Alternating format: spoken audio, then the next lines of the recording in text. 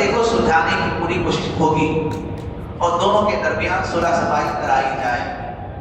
یہاں بھی بات حل نہیں ہوتی، یہ درجہ بھی ختم ہو جاتا ہے، تو اب نوجوان بچوں کی ذمہ داری ہے کوئی قدم اٹھانے سے پہلے کسی عالم دین سے رائے مشورہ کر لے. یوں ہی قدم نہ اٹھائے. جس کو ہمدرد سمجھتا ہے، خیرخواہ سمجھتا ہے، اس سے رائے مشورہ لے. اب طلاق کی جب بات آتی ہے، شریعت نے 3 طلاق رکھی ہے. تینوں کو ایک ساتھ استعمال کرنا نہیں ہے. ہمارے نوجوان بچے یہی غلطی کھاتے ہیں، تینوں کو بیک وقت زبان سے ادا کر دیتے ہیں، اور جب یہ کہا جاتا ہے کہ اب واپسی کی کوئی شکل نہیں ہے، پریشان ہو جاتے ہیں. تو علماء کرام سے مشورہ کیا جائے. ایک عالم دین مشورہ دے گا کہ عورت جب اپنے ایام سے فارغ ہو جائے گی، صاف ستھری ہو جائے گی، تو قریب جانے سے پہلے اس کو ایک طلاق دی جائے. کتنی طلاق؟ ایک طلاق. بڑی، لمبی، چوڑی، موٹی، یہاں سے شیواجی نگر تک، فلاں تک، ایسی کوئی لفظ استعمال نہ کرے، سیدھا سادہ. وہ طلاق رجعی کہلاتی ہے. رجعی کا مطلب یہ ہوتا ہے دونوں میاں بیوی کو سوچنے سمجھنے کا موقع رہتا ہے کہ کہیں ہم غلطی تو نہیں کر رہے، الگ ہونے کا فیصلہ اس سے نقصان تو ہونے والا نہیں ہے، ہمارے بچے ہیں، ہماری اولاد ہے، مستقبل ہے، فیوچر ہے، کہیں غلطی تو نہیں ہو رہی. 1 مہینے تک دونوں کو سوچنے سمجھنے کا موقع رہتا ہے. دوبارہ پھر ایام شروع ہو جائیں گے تو اب لوٹانے کا اختیار باقی نہیں رہتا. دوبارہ ایام آنے سے پہلے شوہر یہ کہے کہ میں نے اپنی بیوی کو اپنے نکاح میں لے لیا ہے، تو بیوی دوبارہ نکاح میں آ جائے گی. نہ نکاح بڑھانے کی ضرورت ہے، نہ کوئی اور ہنگاموں کی ضرورت ہے. میری بات سمجھ میں آ رہی؟ تو ایک طلاق اگر دیں گے حالت طہر میں دیں، پھر دوبارہ ایام آنے سے پہلے دونوں میاں بیوی کو سوچنے سمجھنے کا موقع رہتا ہے.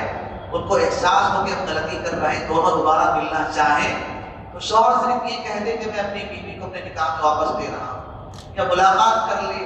میاں بیوی کا جو تعلق ہوتا ہے وہ بھی اس بات کی علامت ہے کہ اس نے رجوع کر لیا ہے.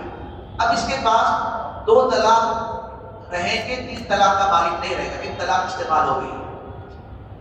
اگر کوئی شخص رجوع نہیں کرتا، بیوی کو اپنے نکاح میں واپس نہیں لیتا، دوبارہ پھر ایام شروع ہونے تک جو اختیار تھا وہ اختیار ختم ہو جاتا ہے. دوبارہ ایام شروع ہوتے ہی وہ رشتہ ٹوٹ جاتا ہے. طلاق رجعی طلاق بائن بن جاتی ہے. یعنی اب رجوع کا اختیار نہیں رہتا، صرف زبانی رجوع کا اختیار نہیں رہتا. وہ طلاق رشتہ توڑ دیتی ہے. دوبارہ رشتہ قائم کرنا ہو تو پھر نکاح کے ذریعے سے دوبارہ دونوں کو ملایا جا سکتا ہے. بات کتنے میں حل ہو رہی ہے؟ ایک ہی طلاق میں حل ہو رہی ہے، اور بہت ساری سہولتوں کے ساتھ، بہت ساری آسانیوں کے ساتھ مسئلہ حل ہو رہا ہے. ہمارے بچے کیا کرتے ہیں؟ 3 طلاق کا لفظ استعمال کر دیتے ہیں. اور 3 طلاق ایسے ہی ہے کہ ہمیشہ کے لیے وہ عورت زندگی سے ہمیشہ کے لیے نکل جاتی ہے. اب دوبارہ لوٹانے کا کوئی اختیار نہیں رہتا. جیسے ڈاکٹر کسی سے یہ کہے کہ آپ کو مرض زیادہ ہے، صبح میں گولی کھائیں، شام دوپہر میں گولی کھائیں، رات میں گولی کھائیں. وہ مریض صحت کی جلدی میں 3 گولیاں ایک ساتھ کھا لے تو کیا دوا اثر کرے گی یا ریاکشن کرے گی؟ دوا ریاکشن کرے گی. دیر سے جانے والا جلدی دنیا سے ختم ہو جائے. تو جیسے دوا تینوں کو ملا کر کھانے سے ریاکشن ہو جاتا ہے، 3 طلاق کو بیک وقت استعمال کرنے سے نکاح ہمیشہ کے لیے ٹوٹ جاتا ہے. کوئی اختیار نہیں رہتا.